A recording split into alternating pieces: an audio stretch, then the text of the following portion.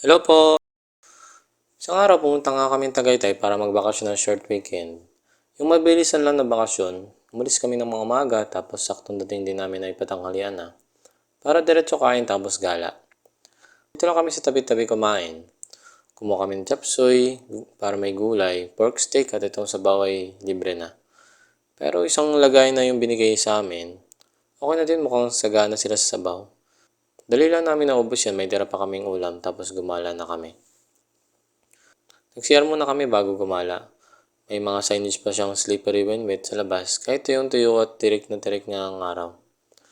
Buti na lang mahangin siya kaya di gaano ramdam ang init sa balat. May pumapahid pa na hangin kahit papano. Una namin pinuntahan ay Picnic Grove, malaki yung area niya tapos konting lakad.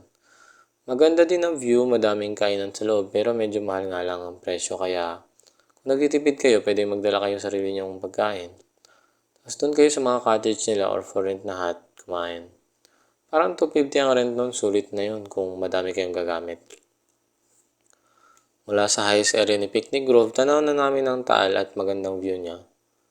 Besides that, madami din siyang tindahan sa tabi and souvenir shops. Parang sa bandang gitna siguro yun, meron silang parang park lang na open area.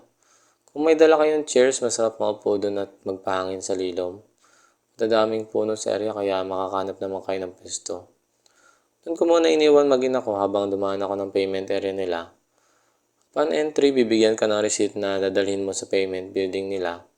Tanda ko ang rate ngayon ay parang 75 per person tapos 50 para sa parking. Kahit tanghali na noon, di ko na gano'ng ramdam kasi mahangin nga pala sa Tagaytay. Dala ka nga lang sarili mong bangko. Parang sarado Ferris wheel nila sa loob pero may horseback riding naman. Medyo mahal lang din pero pang experience lang naman. Nung pahapon na nga, di na namin pinatulugan ako kundi mamayang gabi na lang. Kaya dumiretso muna kami sa reservations namin sa hotel para mag-check-in. Salamat sa Tagaytay Country Hotel for the lodging. The best yung free breakfast nila kahit simple lang.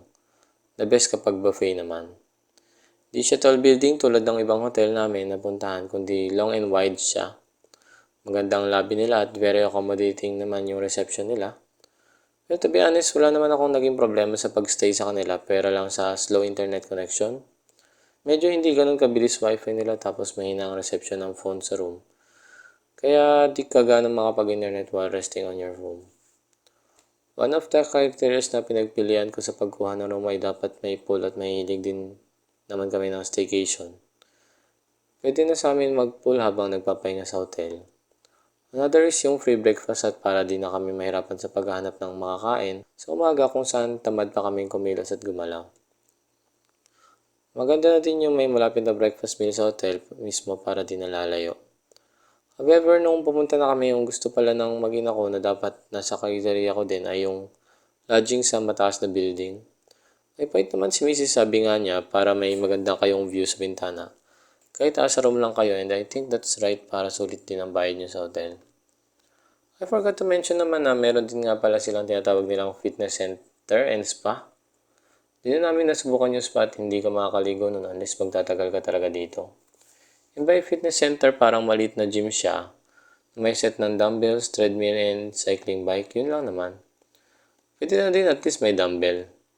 By the time na mag-check out kami, di na namin tinapos yung oras para maaga kami makapunta sa next destination namin. Sinunod namin ang People's Park in the Sky, mataas siya at nasa tuktok talaga siya. What they have there ay yung view pagdating mo sa taas at mahangin talaga at nasa taas na kayo. Medyo basa nga lang, so di ko malaman dahilan. Mas mura yung entrance dito, parang 50 pesos ata per person. Yun lang naman ang babayaran at parking na di ko matandaan pero mura lang din. Mas mura yung ibang bilihin dito ng konti kumpara mo sa Picnic Grove pero di naman ganun kalaki ang pinagkaiba. May konting struggle ka lang dito sa pag-akyat at hindi pwede akyat yung sasakyan kaya lakad na kayo pataas. Overall, it was a very nice trip going to Tagaytay. Short pahinga bago pumasok. Sumabak uli ng Lunes syndrome natin.